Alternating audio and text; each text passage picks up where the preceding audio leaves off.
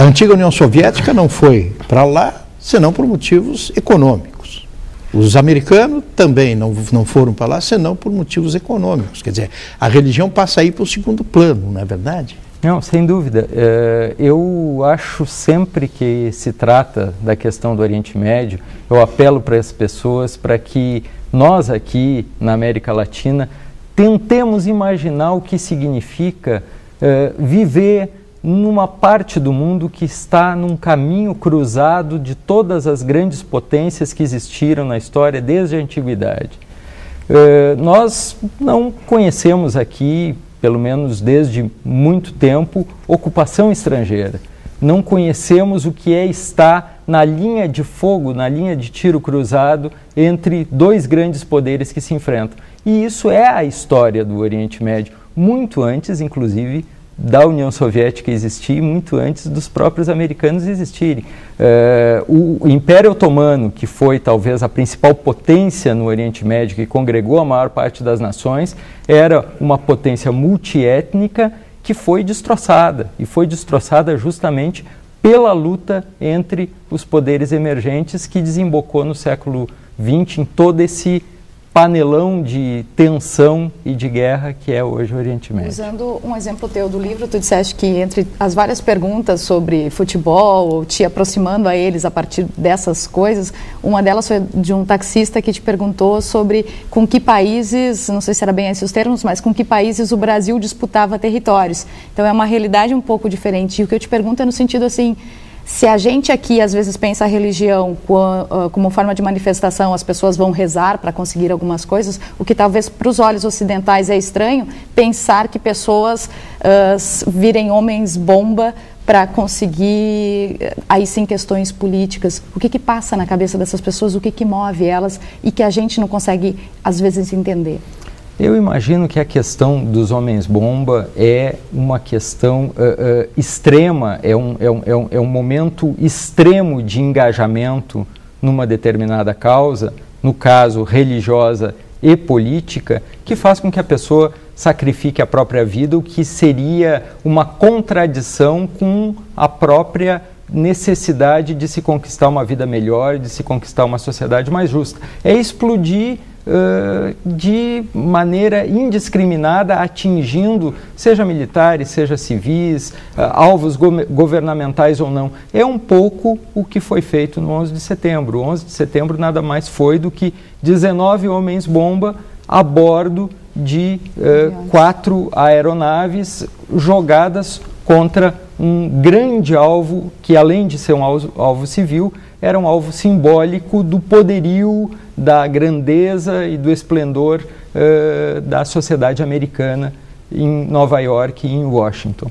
Mas eu sempre gosto de comentar, no caso das perguntas, da maneira como nós somos vistos no Oriente Médio, especialmente no Paquistão, um país que tem pouca tradição e pouca relação com o Brasil.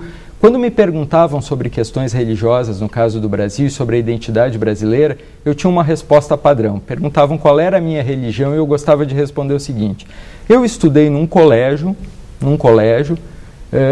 que era um colégio cristão, metodista, como de fato estudei em Santa Maria, minha cidade natal, onde eu convivi com crianças, colegas, meus amigos até hoje, cristãos, alguns deles de origem árabe, muçulmanos e judeus. Convivíamos e, em muitos casos, continuamos sendo amigos até hoje. Quando eu dizia isso para as pessoas, aquilo parecia uma coisa tão fantástica que o diálogo se encerrava e as perguntas paravam, porque não podia passar pela cabeça daquelas pessoas essa convivência, que pessoas tão de religiões e de fés tão distintas pudessem conviver no mesmo espaço. Araújo, eu fico muito feliz em poder ter essa oportunidade que a TVE nos coloca, até porque, além de amigos, nós somos colegas por muitos anos, inclusive eu me considero um dos primeiros a ter lido o teu livro, né, que o Ricardo colocou. E agora eu queria aproveitar o gancho que a gente costuma dizer no jargão jornalístico para falar um pouquinho sobre esses dados atuais e sobre esse acordo, né, entre o Irã, e o Brasil e a Turquia. Porque o Brasil começou num determinado momento uma manobra aí diplomática ousada, ainda nos primeiros anos do governo Lula, com aquela questão de retirada dos brasileiros que estavam no Líbano durante a guerra de 2006, para a Turquia e depois vindos para o Brasil. Depois veio aquela questão da Petrobras na Bolívia. Mais recentemente, no ano passado, Honduras. Uma relação complicada ali que os Estados Unidos não gostavam da relação do Brasil com Hugo Chávez. Talvez esta, que vivemos essa semana, do encontro do Lula com Ahmadinejad em Teherã, tenha sido a cartada mais ousada da diplomacia Lula, né? Pelo menos na minha opinião, eu queria ouvir a tua. E se tu achas que, como conhecedor da política brasileira e conhecedor dos meandros do Oriente Médio, o Lula mexeu num vespeiro? Rodrigo, em primeiro lugar, te agradeço a menção. De fato, não somente tu, como os demais colegas da Zero Hora que acompanharam essa cobertura, são, de alguma maneira, colaboradores importantes, queridos, do meu trabalho que resultou nesse livro. Sobre a questão do Irã e do envolvimento do Brasil, eu gosto sempre de lembrar uma frase do compositor Tom Jobim. Em relação ao Brasil, ele dizia que o Brasil não é para principiantes. Eu imagino que se o Brasil não é para principiantes, o Oriente Médio exige alguns anos de conhecimento e de aprofundamento para que haja um envolvimento.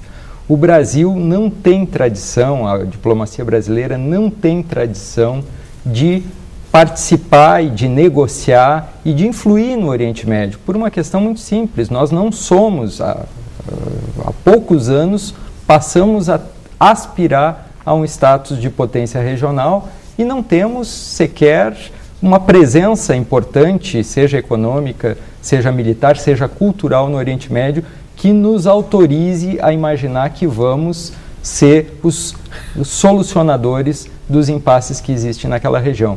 Eu acho que é preciso diferenciar, no caso brasileiro, o que é uma diplomacia do presidente Lula, que está ligada, na minha opinião, a um interesse do presidente de vir a cumprir um papel internacional de relevo, talvez assumindo algum cargo ou alguma função em algum organismo internacional depois de deixar a presidência, da diplomacia brasileira. Eu acho que o presidente Lula tem todo o direito de pleitear uma função de exponencial, uma função de destaque após deixar o Palácio do Planalto. Chegaria a secretário-geral, na tua opinião? Eu imagino que hoje, talvez o cargo que o presidente possa ocupar de uma forma mais ou menos consensual seja algum cargo dentro da União Ibero-Americana, especialmente a Secretaria-Geral, que foi uma posição que o ex-presidente Fernando Henrique Cardoso já almejou. Mas eu acho que isso é diferente da diplomacia, do papel do Itamaraty e da diplomacia brasileira. Eu acho que nós temos que ter, o Brasil, e todas as tentativas de diálogo e de negociação são bem-vindas, seja da parte do Brasil, nesse caso associado à Turquia, ou de qualquer outro país, mas no nosso caso, que somos recém-chegados, eu acho que a grande palavra de ordem deve ser humildade e respeito em relação aos diversos atores que estão naquele cenário.